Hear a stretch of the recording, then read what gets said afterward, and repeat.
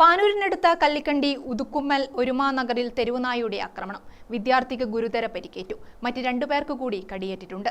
പറായിൻഡവിട മുസ്തഫ ഹാജിറ ദമ്പതികളുടെ മകൻ മുഹമ്മദ് സൈനാണ് ഗുരുതരമായി പരിക്കേറ്റത്.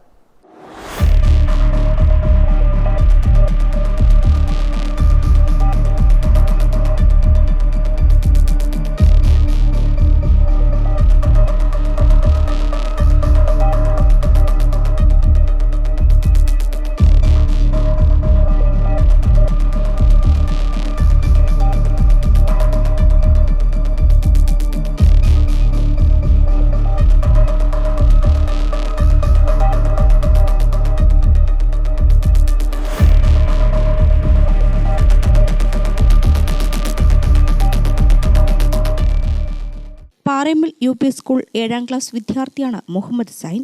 വ്യാഴാഴ്ച വൈകിട്ട് വീടിന് അടുത്ത വീട്ടിലെ മുറ്റത്ത് കൂട്ടുകാരോടൊപ്പം കളിക്കുന്നതിനിടയിൽ തെരുവുനായ ഓടിയെത്തി ആക്രമിക്കുകയായിരുന്നു.